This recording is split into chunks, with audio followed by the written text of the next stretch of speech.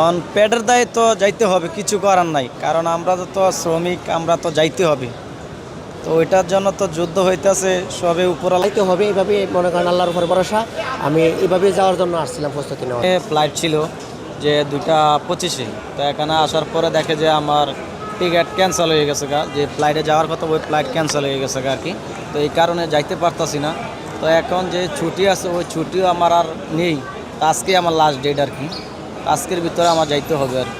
অবশ্যই বিমান কর্তৃপক্ষ চাইলে জানাতে পারতো, আমাদের নাম্বার দেওয়া ছিল, তারা ফোন করে বা SMS করে জানাতে পারতো, তো বিমান কর্তৃপক্ষ তা জানাই নাই। একটু যদি এখন 10 দিন 1 মাস পিছনে যায় তাহলে তো 1 মাসের বেতনটা ক্যান্সেল।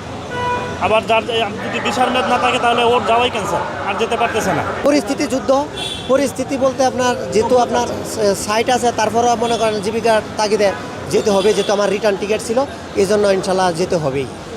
ফ্লাইট নিয়ে বলতে আপনার আমরা এখন আসছি, আমার বাড়ি নরসিংদীতে।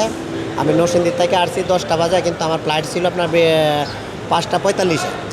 এখন আমি ভিতরে যাওয়ার পরে তখন আমারে বলতেছে আপনি পরবর্তী সময়ে একটু অপেক্ষা করেন, অপেক্ষা করার পরে আপনি তারপর বাড়িতে চলে যান। এখন ফ্লাইট কি আমার টিকিটের কি হবে, টিকিট কি আপনার করে দেওয়া হবে কি না, এটা আমি বলতে পারি না। কিন্তু আমার ফ্লাইট ছিল কাতারে, ছিল ওমান এয়ারলাইন্সে, ট্রানজিট ছিল ওমানে। এখন বর্তমানে ওরা বলতেছে, এখানে আসার পর বলতেছে যে টিকিট ক্যান্সেল, কারণ কাতার কোনো টিকিট কোনো বিমানে যাবে না, সব ক্যান্সেল করে দিছে। এই আমাদেরকে এটা আরও আগেও জানাতে পারতো, হয়তো আমরা এই ভোগান্তি করতাম না। ঢাকা আসতে হয়েছে, এখন আবার ব্যাগ যেতে হবে বাড়িতে, এই আর কি। ক্যান্সেল হওয়ার তো অবশ্যই সবারই কোনো না কোনো দিকে ক্ষতি হচ্ছেই। যে দুপুর 2টা 25 যে ফ্লাইটটা ছিল, এটা এখন ওনারা এখানে বোর্ডে দিচ্ছে যে বাতিল। তো আমার ছুটি আছে মার্চের 19 তারিখ পর্যন্ত ছুটি আছে, আর আমার মেয়াদ আছে এপ্রিলের 2 তারিখ পর্যন্ত।